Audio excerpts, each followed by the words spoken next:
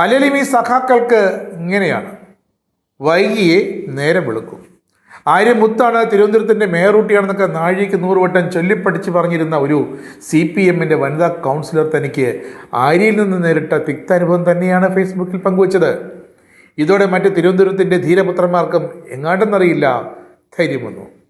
മുൻ മേയർ പ്രശാന്ത് MLA-യും തിരുവനന്തപുരത്തെ വനിതാ നേതാവും ജില്ലാ കമ്മിറ്റിയുമൊക്കെ ആര്യ രാജേന്ദ്രൻ എന്ന മേയറൂട്ടിക്കെതിരെ ഘോരഘോരം ഘടാഘടിയന്മാരെ രംഗത്ത് വന്നാണ് നമുക്ക് കണ്ടത്.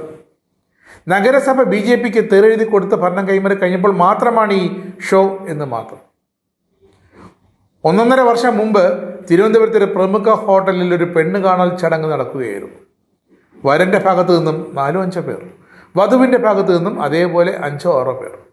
ചടങ്ങിൻ്റെ ഭാഗമായി ഒരു ചെറിയ ചായ കുടി സൽക്കാരം. എല്ലാം കഴിഞ്ഞപ്പോൾ പോകുന്നതിന് മുമ്പായി ഹോട്ടലുകാർ ഒരു ബില്ല് കൊടുത്തു. വരനത് കൊടുക്കാൻ കൂട്ടാക്കിയെങ്കിലും വധു സമ്മതിച്ചില്ല. അവസാനം തർക്കം ശേഷം ബില്ലടച്ച് വരനും കൂട്ടരും ഇറങ്ങി. പിറ്റേന്ന് ആ ഹോട്ടലിലേക്ക് നഗരസഭയുടെ ഫുഡ് ഇൻസ്പെക്ടറുടെ വാഹനം വന്നു. കാര്യമായൊരു ഫൈൻ അടിച്ചു കൊടുത്തു ആ ഹോട്ടൽ ഉടമയ്ക്ക്. എന്തായിരുന്നു കാര്യമെന്ന് ഹോട്ടൽ ഉടമയ്ക്ക് വേറെ ആരോടും അന്വേഷിക്കേണ്ടി വന്നില്ല. മേയറൂട്ടിക്ക് ബില്ലെഴുതി കൊടുക്കുകയോ എന്നാണ്. അതായിരുന്നു അപരാധം. അഹങ്കാരമല്ലേ ഹോട്ടലുകാർ ചെയ്തത്? ഒരു മേയറോട് ബില്ല് ചോദിക്കാൻ പാടില്ലായിരുന്നു. അതിനുള്ള പണിയായിരുന്നു ഹെൽത്ത് ഇൻസ്പെക്ടർ രൂപത്തിൽ ഇതേ വന്നത്.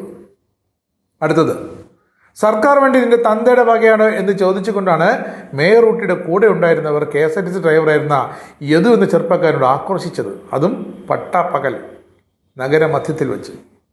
മേയർ മിണ്ടിയില്ല, മേയറല്ലേ, പക്ഷെ ആക്രോശിച്ചു ആ യദുവിന് നേരെ. പിന്നെ ഒരു മേയറെ കൊണ്ട് ചെയ്യാവുന്നതൊക്കെ ചെയ്ത് അവൻ്റെ കഞ്ഞികുടി വരെ മുട്ടിച്ചു കളഞ്ഞു. അതിനുശേഷം മേയറെ മോശമാക്കി കാണിച്ചെന്ന കള്ളക്കേസെടുത്ത് ആ പാവത്തെ ഉപദ്രവിക്കാൻ ശ്രമിച്ചു, ജോലി തെറിപ്പിച്ചു. ആ യദു ഇപ്പോഴും കരഞ്ഞുകൊണ്ട് നടക്കുകയാണ്, ആരെങ്കിലും ഒരു ജോലി നൽകണമെന്ന് ചോദിച്ചുകൊണ്ട്. നമ്മുടെ ഗതാഗത മന്ത്രി KB ഗണേഷ് കുമാർ മേയറൂട്ടിയുടെ വലിയൊരു വിരോധിയാണ്.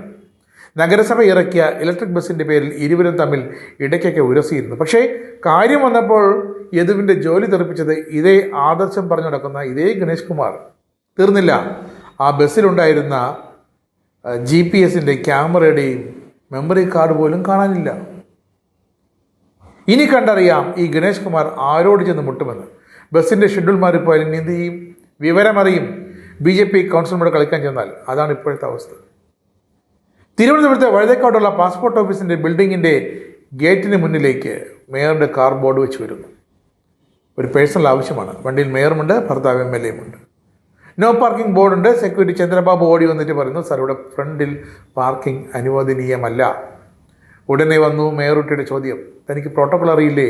കോർപ്പറേഷൻ ഭരിക്കുന്നത് ആരാണെന്ന് അറിയില്ലേ? സെക്യൂരിറ്റി പറഞ്ഞു, സാർ ഇവിടെ മുമ്പ് പാർക്കിംഗ് ഇല്ല, മന്ത്രിമാരൊക്കെ വന്നാൽ അപ്പുറത്ത് കൊണ്ടുപോയി പാർക്ക് ചെയ്തിട്ട് നടന്ന് ഉള്ളിലേക്ക് കയറും, അങ്ങനെയാണ്. പക്ഷേ മേയർ കുട്ടി കേട്ടില്ല. വാഹനം അവിടെ തന്നെ പാർക്ക് ചെയ്തു, മുകളിൽ പോയി മടങ്ങി വന്നു.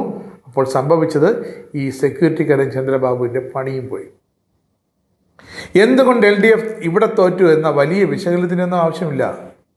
ആര്യ രാജേന്ദ്രൻ എന്ന അഹങ്കാരിയുടെ ഭരണം അങ്ങനെയായിരുന്നു.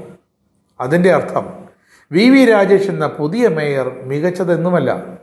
ബെസ്റ്റ് കണ്ണാ ബെസ്റ്റ് എന്നേ പറയാൻ പറ്റുള്ളൂ. VV മേയറൂട്ടിയെ കവിച്ചു വയ്ക്കും. ഇന്നലെ വരെ മേയർ അങ്കിളിനെ തേച്ചൊട്ടിച്ചിരുന്ന ഹാൻഡിലുകളൊക്കെ ഇന്ന് മേയർ അങ്കിൾ എന്ന നന്മമരത്തിന് വെള്ളമൊഴിക്കാൻ എത്തിയിട്ടുണ്ട്. എന്തായാലും നഗരസഭയിലെ 50 വാർഡുകളിലെ ജനത്തിൻ്റെ അവസ്ഥ താമരയല്ല, സമ്പൂജ്യമായിക്കൊണ്ടിരിക്കുകയാണ്.